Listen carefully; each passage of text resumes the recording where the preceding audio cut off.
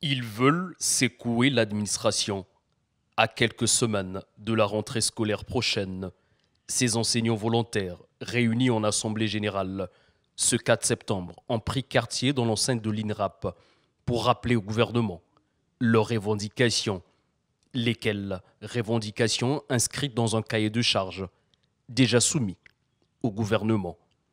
Dans leurs préoccupations ressort ce qui est ici rappelé par le porte-parole de la coordination des diplômés des écoles professionnelles de l'enseignement. À l'issue des échanges, tous les participants ont convenu de rappeler au gouvernement de la République son cahier de charges comportant les revendications suivantes.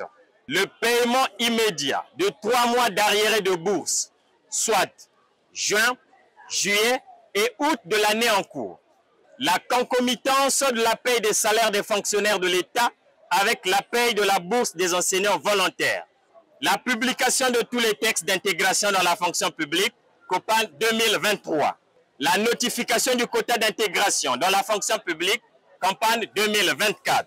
La mise en place d'une commission mixte pour l'enrôlement des nouveaux enseignants volontaires avant la rentrée scolaire 2024-2025. La diligence de la prise en charge au niveau de la solde des enseignants volontaires nouvellement recrutés. Dans l'autre volet des préoccupations de ces enseignants volontaires, il est question d'aucune concession quand il s'agit d'évoquer la situation d'intégration à la fonction publique des volontaires ayant atteint la fourchette de 48 à plus de 50 ans et des quelques 1500 enseignants qui devraient intégrer la loi de finances, exercice 2024. La résolution de la situation des enseignants volontaires ayant déjà servi l'État dans le cadre du volontariat, taxés de plus âgés pendant la campagne de recrutement dans la fonction publique du quota 2023, notamment les plus de 48 ans pour la catégorie 2 et les plus de 50 ans pour la catégorie 1.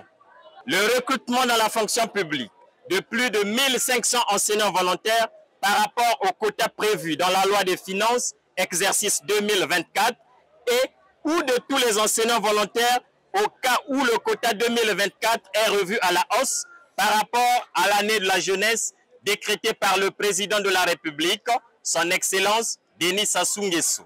La CEDEP compte sur le sens de responsabilité du gouvernement et demande à ce que ce présent cahier de charges tienne à cœur les autorités jusqu'à son dénouement pour une rentrée scolaire 2024-2025 apaisée. Cette assemblée générale de la CEDEP devrait être, pour ces différentes générations d'enseignants volontaires, comme une piqûre de rappel à l'orée de la rentrée des classes prévue en octobre